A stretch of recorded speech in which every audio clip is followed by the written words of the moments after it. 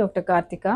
குழந்தைங்களுக்கு முதல் பாத் பொறந்ததுக்கப்புறம் எப்போ கொடுக்கணும் அப்படின்னு நிறைய பேரண்ட்ஸ் கேட்குறீங்க. யூஸ்வலாக பொறந்து தொப்புள் கொடி விழுந்ததுக்கப்புறம் 4-5 நாள் கழித்து தொப்புள் கொடி விழும். அதுக்கப்புறம் குழந்தைக்கு முதல் பாத் கொடுக்கலாம். யூஸ்வலாக குழந்தைக்கு பாத் கொடுக்கறது வீட்டில் இருக்கிற கேர் கிவர்ஸே கொடுத்தா ரொம்ப நல்லது. வெளி ஆளுங்களை வச்சு குளிப்பாட்டுறதை விட நாமளே கொடுக்கறது தான் பெட்டர். குழந்தைக்கு பாத் கொடுக்கும்போது அந்த தண்ணியோட சூடு எதமான சூடாக இருக்கணும். ரொம்பவும் சூடாக இருக்கக்கூடாது, ரொம்பவும் சில்லுன்னும் இருக்கக்கூடாது. குழந்தைக்கு 5 நிமிஷத்துக்குள்ளே குளிப்பாட்டினா போதும். ரொம்ப நேரம் குளிப்பாட்டினா குழந்தைக்கு எடை குறையும்.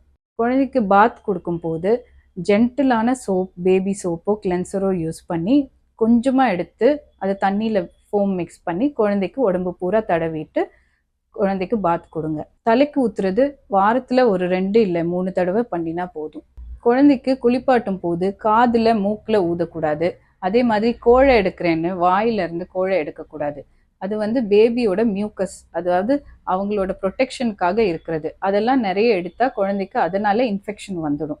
நாமளே குழந்தைக்கு இன்ஃபெக்ஷன் கொடுக்குற மாதிரி ஆயிடும். குழந்தைக்கு காதில் ஊதினா குழந்தைக்கு நம்ம வாயில் இருக்கிற கிருமிகள்லாம் காது உள்ள போயிட்டு அவங்களுக்கு அதனால சளி இருமல் வரலாம். குழந்தைய குளிப்பாட்டும் போது அவங்களுக்கு சின்ன பாத் டப் யூஸ் பண்ணிக்கலாம். இல்லைன்னா நம்ம காலில் கூட வச்சு குழந்தைய குளிப்பாட்டலாம். குழந்தைக்கு குளிப்பாட்டினதுக்கப்புறம் வசம்பு இல்லை வேறு ஜாதிக்காய், மாசிக்காய் இதெல்லாம் கொடுக்க வேணாம்.